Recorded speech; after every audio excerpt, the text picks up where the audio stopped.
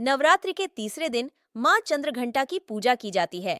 दुर्गा माँ ने असुरों का संहार करने के लिए चंद्रघंटा का रूप धारण किया था। इस दिन माता के तीसरे स्वरूप माँ चंद्रघंटा की आराधना की जाती है। माँ दुर्गा का ये लोकप्रिय अवतार है। इनकी साधना से जहाँ एक तरफ मन को असीम शांति प्राप्त होती है, तो वहीं दूसरी ओर इस खास अवसर पर इनकी साधना से जातक का मन मणिपुर चक्र में प्रविष्ट होता है।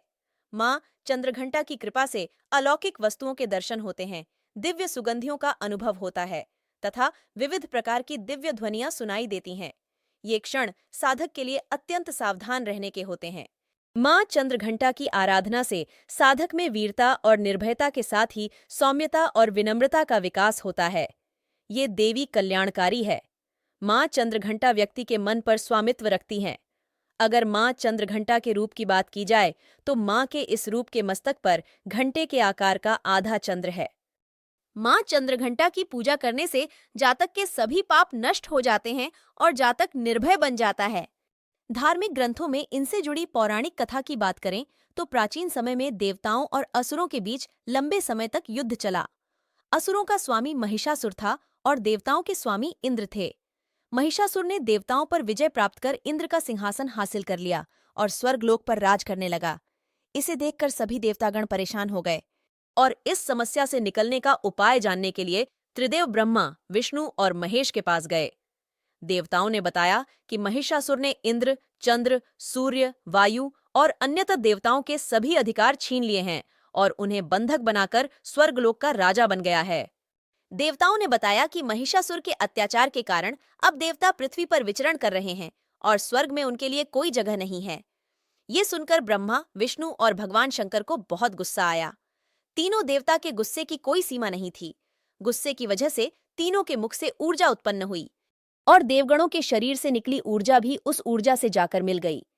ये 10 दिशाओं में व्याप्त होने लगी। तभी वहां एक देवी का अवतरण हुआ। भगवान शंकर ने देवी को त्रिशूल और भगवान विष्णु ने चक्र प्रदान किया। इसी प्रकार अन्य देवी देवताओं ने भी माता के हाथों में अस्त्र शस्त्र सजा दिए। इंद्र ने भी अपना वज्र और एक घंटा दिया। सूर्य ने अपना तेज और तलवार दिया और सवारी के लिए शेर दिया। तभी उनका नाम चंद्रघंटा पड़ा। अब देवी महिषासुर से युद्ध के लिए पूरी तरह से तैयार थीं। उनका विशालकाय रूप देखकर महिषासुर ये समझ गया कि अब उसका काल आ गया है।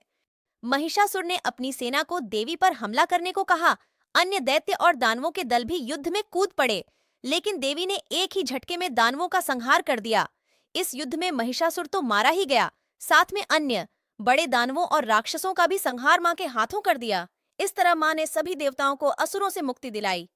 देवी चंद्रघंटा की साधना करते हुए खास ध्यान रखना चाहिए। सबसे पहले नहा धोकर घी का दीपक जलाएं और फिर कलश में गंगा जल मिला लें। साथ ही कलश में दूर्वा, सुपारी, सिक्का केसर, चावल, बेलपत्र डालें। माँ को पीले फूल चढ़ाएं। दूध, दही, शहद, गुड़ घी का पंचामृत चढ़ाएं। लाल अनार, गुड़ या गुलाब जामुन का भोग लगाएं। माँ के इस रूप की पूजा करने से नौकरी, बिजनेस में आ रही परेशानी दूर होगी। साथ ही घर के सभी क्लेश भी खत्म हो जाएंगे।